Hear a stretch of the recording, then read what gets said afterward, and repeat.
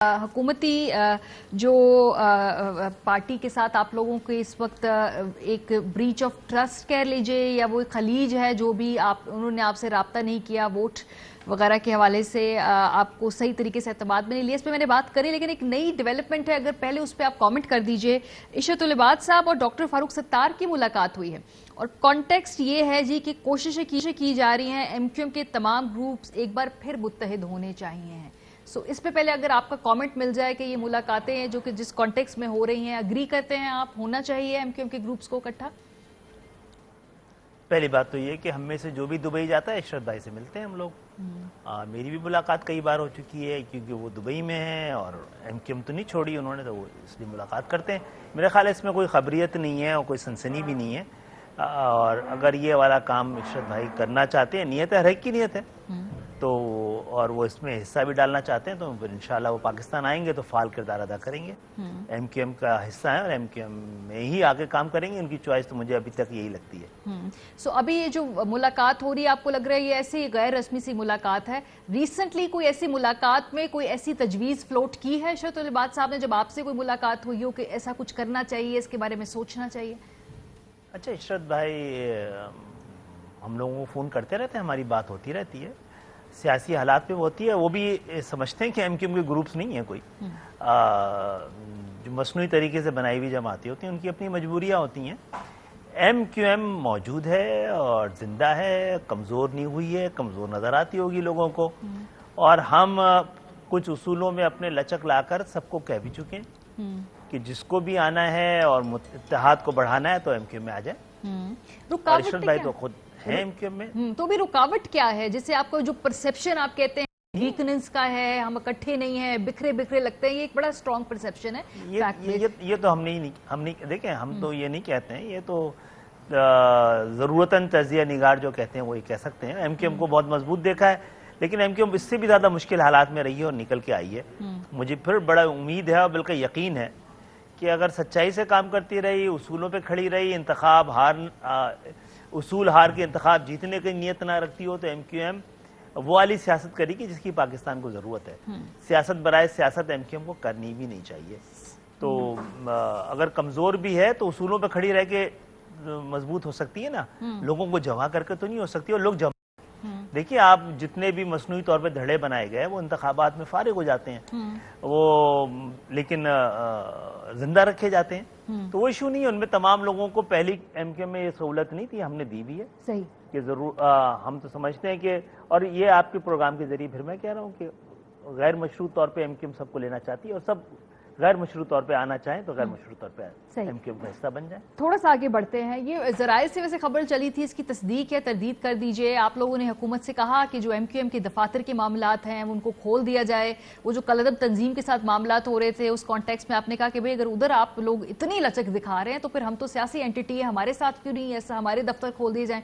ऐसी कोई गुफ्तगू हुई है सर? अच्छा देखिए, जिस इजलास में ये इस गुफ्तगू के बारे में आ रहा है ना, उस इजलास का तो कोई भी पैगाम या उसके अल्फाज बाहर नहीं आने चाहिए।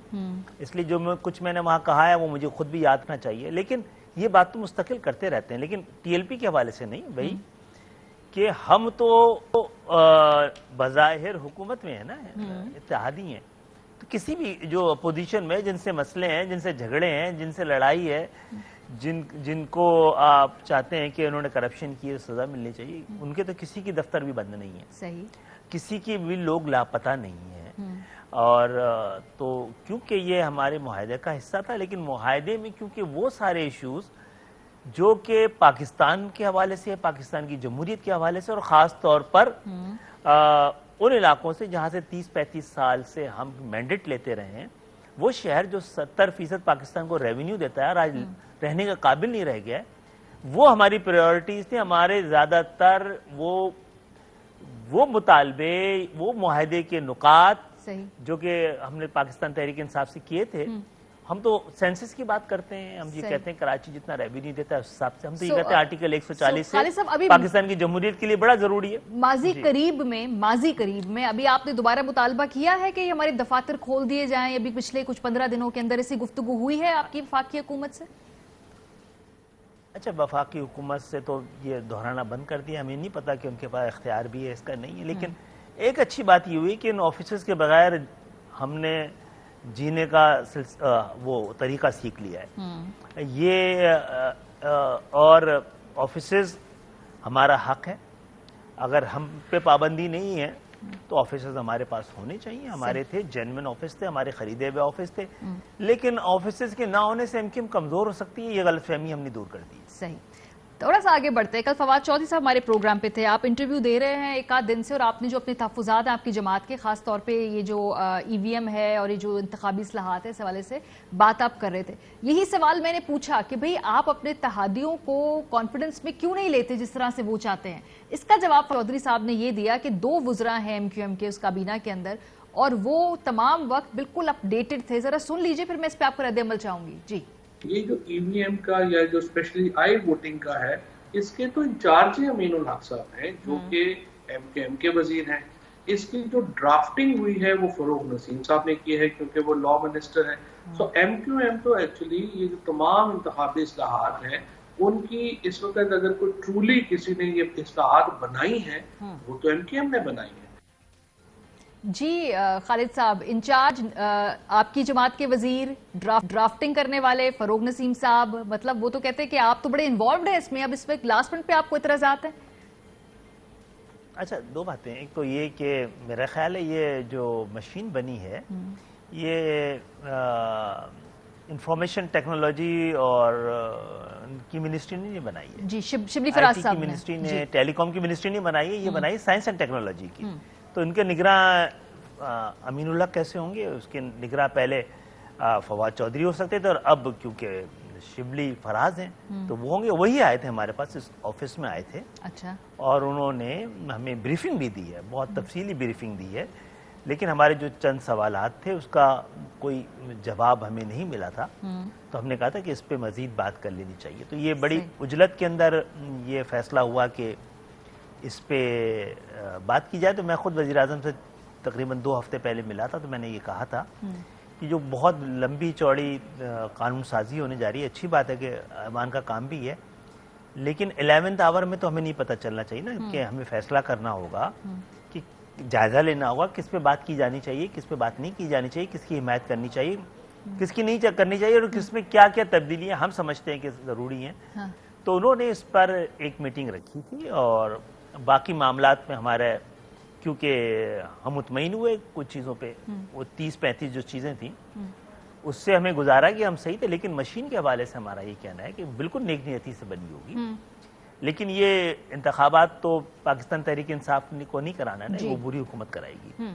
تو ہمیں ڈر یہ ہے کہ مشین جس کی پوزیشن میں رہے گی, جس کے پاس رہے گی, اس کے پاس یہ امکان ہے. میرا خیال ہے 15 یا 20 مشینوں پہ بھی اگر کوئی آلٹر کیا گیا, کوئی گڑبڑ کی گئی, تو بڑے فیصلوں پر اثر انداز ہو سکتی ہے. صحیح, یہ ہم حکومت ہمارا سے, ہی مسئلہ نہیں ہے. ہم حکومت سے پوچھا میں نے کہ بھئی یہ بار بار اگر مشاورت کی بات ہوتی ہے تو آپ کیوں مشاورت پہ تسلی بخش جواب بھی دیتے, تو وہ کہتے ہیں جی آن بورڈ ہوتے ہیں آپ, تمام میٹنگ سے بات چیت میں متفق ہوتے ہیں, لیکن اس کے بعد یہ ہوتا ہے کہ چونکہ کچھ آپ کو جو کچھ اعتراضات ہوتے ہیں, وزیر اعظم سے ملاقات کرتے ہیں, وہاں پہ بھی آپ صحیح کہتے ہیں کہ جی ہم آپ کے ساتھ ہوں گے. یہ فواد صاحب نے کہا, ذرا سن لیجئے, لیکن باہر آ کے آپ لوگ ایک مختلف پوزیشن لے لیتے ہیں.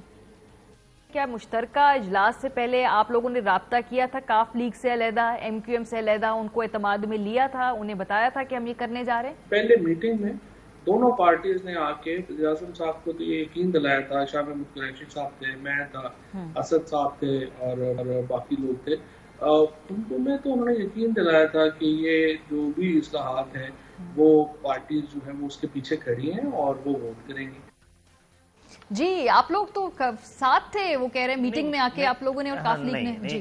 نہیں, اگر میٹنگ کی تاریخ بتاتے, اگر یہ وزیر اعظم صاحب سے جو میٹنگ ہوئی تھی تو میں ہی تھا جس نے یہ کہا تھا کہ وزیر اعظم صاحب کوئی ایسا انتظام کیجئے کہ اتحادیوں کو جو لیجسلیشن ہونے جا رہی ہے اس پہ آپ بریف کریں. یہ میں نے ہی کہا تھا, جبھی تو یہ میٹنگ رکھی گئی تھی, اور اس پہ ہی مشین پہ دوبارہ بریفنگ دی گئی. ہمیں جو کراچی میں بریفنگ دی گئی تھی وہ ایک مشین پہ دی تھی, ایک طرز کی مشین پر. ٹھیک ہے, وہاں پر 2 مشینیں تھیں, وہاں پہ مزید 2 مشینوں کی بات ہو رہی تھی. تو کون سی مشین کام کرے گی, کیسے کرے گی, مجھے نہیں پتا ہے کہ اجلت کیا ہے اس پہ. ہم یہ کہہ رہے ہیں کہ ان مشینوں کو دیکھیں, ہم نے جب یہاں آئے تھے شبلی فراز, ہم نے کہا تھا آپ پاکستان انجینئرنگ کونسل کو یہ مشین بھیجیں, ٹھیک ہے, اور ان سے سرٹیفکیٹ لیں, ادارہ ہے پاکستان کا, تاکہ آپ پہ کوئی کل اعتراض نہ کر سکے. آپ ان 2 مشینوں کو کسی ضمنی انتخابات میں استعمال کریں, صحیح, بلدیاتی انتخابات میں اس کا کچھ انتظام کریں, تاکہ آپ پہ بھی دیکھیں.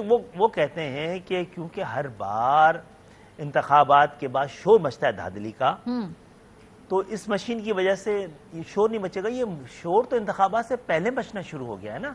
پھر آپ کو نہیں لگتا کہ اپوزیشن کا بھی کون کرے گا, شور کون مچائے گا؟ دیکھیں اپوزیشن بار بار کہہ رہی ہے کہ جلد انتخابات, ہاں کہ وہ کہہ رہے ہیں شاید جلد انتخابات ہونے چاہیے, جلد انتخاب ہو, تو وہ جو اجلت والی بات آپ کہہ رہے ہیں نا, وہ اجلت وہاں سے آپ سمجھتے ہیں جلد انتخابات کی کوئی امکانات ہیں یا یہ اس وجہ سے؟ نہیں, جلد انتخابات ان کے کہنے سے تو اجلت حکومت کو نہیں کہنی چاہیے, حکومت کو نہیں کرنی چاہیے نا, حکومت نہیں چاہتی جلد انتخابات. تو ہم یہ کہہ رہے ہیں کہ کیونکہ آپ انہی کے شور کا ہمیں اندیشہ ہے نا کہ جو ہارے گا وہی اپوزیشن ہوگی, وہ شور مچائے گی. صحیح, تو یہ شور تو پہلے سے اٹھنے لگا ہے, تو پری پول ریگنگ, پری پولی شروع نہ ہو جائے نا اس طرح کا کوئی امکان.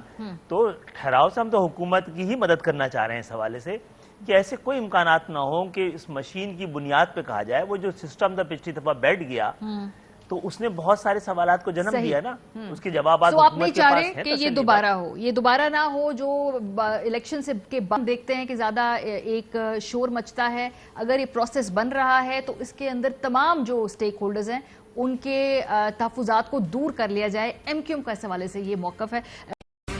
اہم ترین خبریں اب ایک کلک کی دوری پر. آپ کے پسندیدہ ٹاک شوز ہوں یا اہم ملکی یا غیر ملکی شخصیات کی نیوز کانفرنسز, ہر لمحہ باخبر رہنے کے لیے سبسکرائب کریں ہمارا یوٹیوب چینل. موسم کی صورتحال ہو یا کھیل کے میدان سے خبریں, اپنے موبائل فون سے ملکی اور بین الاقوامی اہم خبروں تک رسائی کے لیے ڈاؤن لوڈ کیجیے موبائل ایپ. باوثوق ذرائع سے مصدقہ خبروں, تجزیوں اور تبصروں سے مستفید ہونے کے لیے وزٹ کیجیے پاکستان کی سب سے بڑی نیوز ویب سائٹ www.arYnews.tv. ان سب کے علاوہ پاکستان کا سب سے بڑا فیس بک پیج ہو, سب سے بڑا نیوز انسٹاگرام اکاؤنٹ یا پھر ٹویٹر, ARY نیوز پہنچا رہا ہے خبریں سب سے پہلے آپ تک, تاکہ آپ رہیں ہر لمحہ باخبر.